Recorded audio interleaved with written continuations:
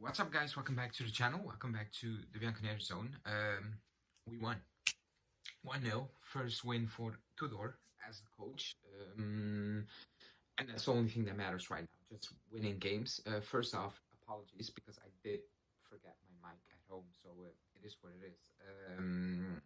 We're going to do it without a mic. However, 3 points after,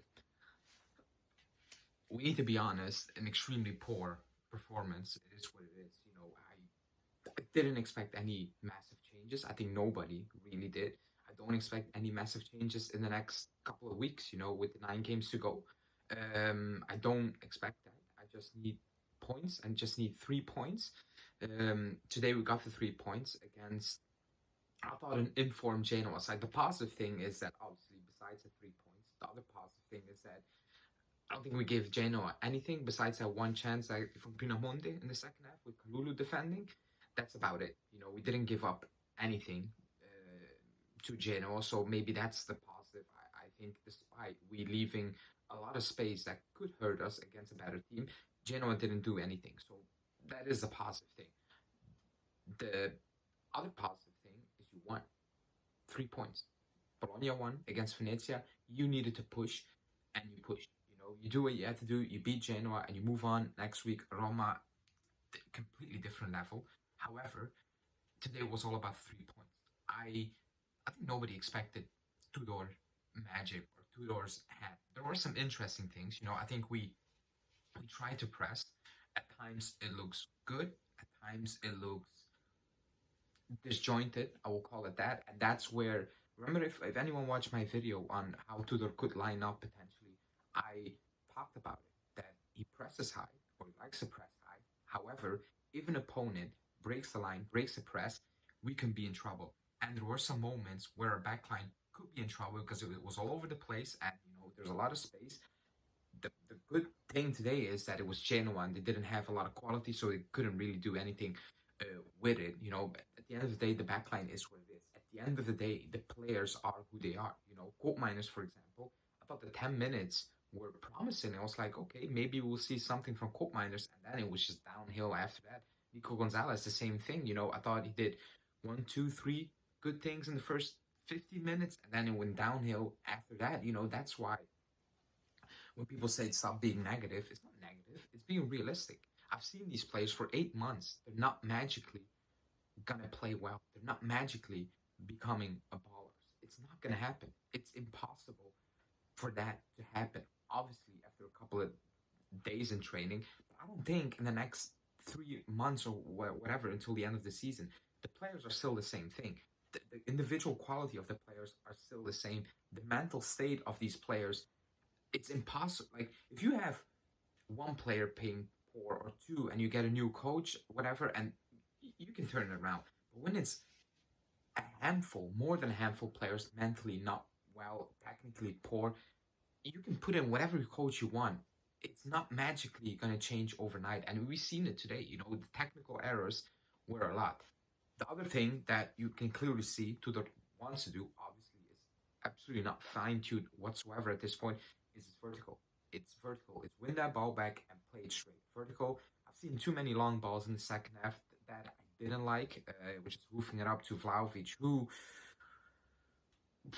was struggling against the Winter. It was a bit weird because I think the Winter made a couple of fouls that should have gone in Vlahovic's favor. But the touches in the box and all those things, it's not on point. I know Tudor likes Vlahovic, but I think it's crazy that Colomani sat on the bench for 90 minutes because that Vlahovic performance didn't warrant 90 minutes of football. So I'm a bit fearful for that aspect. You cannot be what Motta did with Koopmeiners and Gonzalez. You cannot, or Allegri with Rabiot, you cannot bank your hope on one player when they're not delivering. So I hope Tudor sees that as well, But like I said, we got the 3 points, we move, but we win today because of individual player.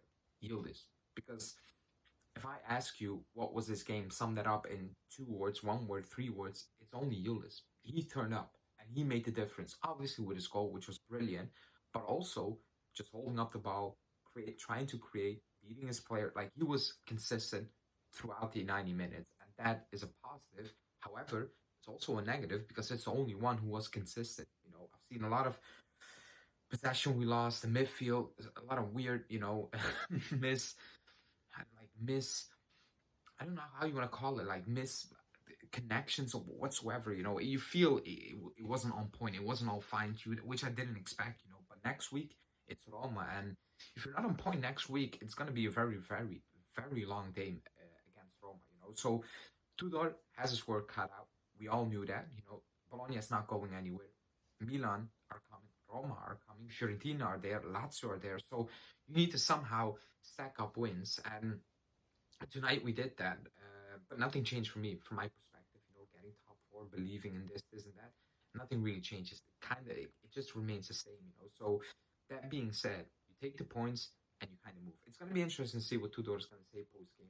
Because even with the goal, he gave the pre-assist. He was shouting at Koopmeiners, threw him the ball and told him, throw it right now. Quick. Pick up the pace.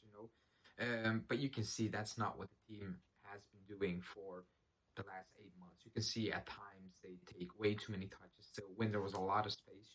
Conceição could have played it, tried to dribble 1-2 more players, loses the ball, and it's a Genoa opportunity rather than a counterattack with Timothy Weah on the right hand side. So it's gonna take a lot of time for Tudor. Now he has a week to prep for Roma with all his players available besides Gatti. Hopefully it's not bad for Gatti, but it kind of looks painful, to be honest. It looks like he will be out for a couple of days.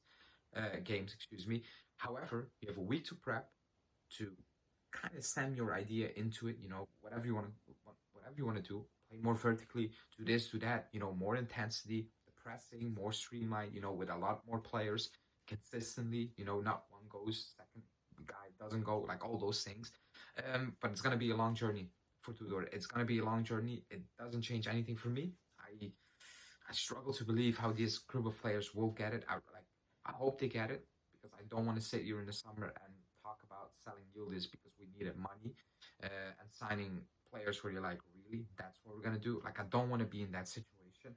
So we need to get top four. But Tudor or no Tudor, the players remain the players. Koopmeiners remains Koopmeiners. Gonzalez remains Gonzalez. That backline lacks a lot of things.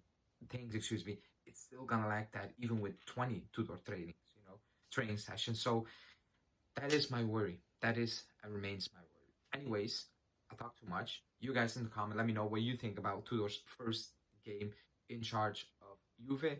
Like the video, subscribe to the channel. Tomorrow, I'll be back with a daily live show on Monday.